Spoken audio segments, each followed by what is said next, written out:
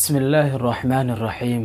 الحمد لله رب العالمين، وبه نستعين على أمور الدنيا والدين. أما بعد، السلام عليكم ورحمة الله وبركاته.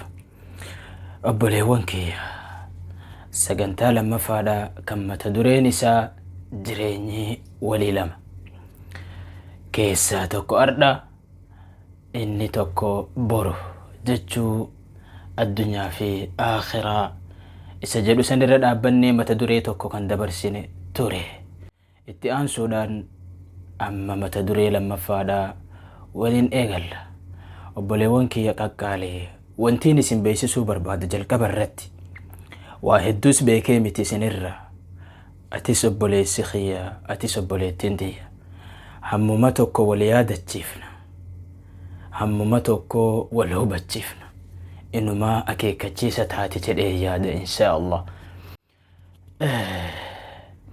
جريني جرانو كان خيستي إني درك أما إسا بروسا إني قباه فيك أبنو إسا بروسا جنة دبرسيني أما هو إسا بروسا مالتو ندقى تشيسي وانتي ندقى تشيسي إسا أردا جرو دنيا كان جرو دنيا دا فدي داف wantoota isii keessa argamu jala butamuudhaan isii jala deemuudhaan isii borii daganne.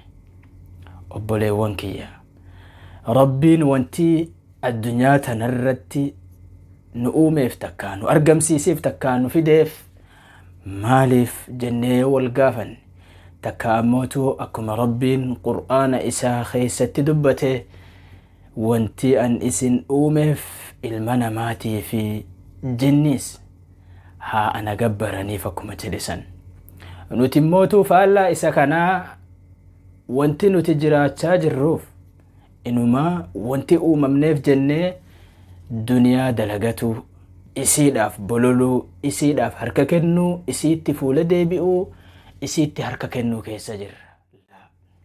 Dalagatuun dalagatuma tahee isiin jiraachuun jiraachuma tahee garuu akhiraa ufiitiif qophaa'uun dirqama. Rabbiif buluun dirqama. Sodaan rabbii dirqama. Nama ibaadaa qabutu namummaa qaba.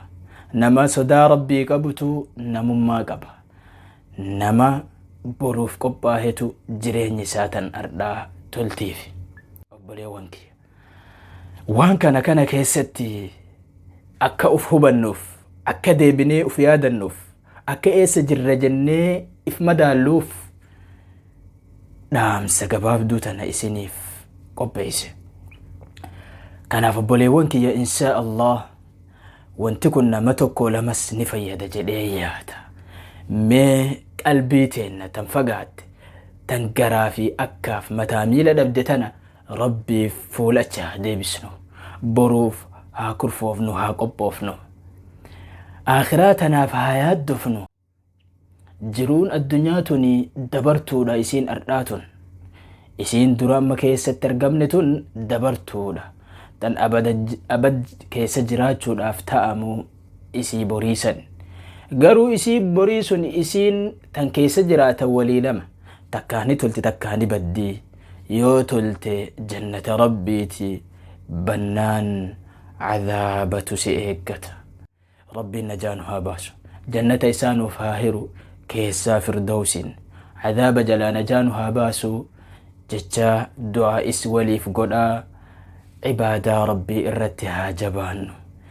Jireenyaarra keessa jiraannu kan ammootu ibaadaadhaan haa ijaarru.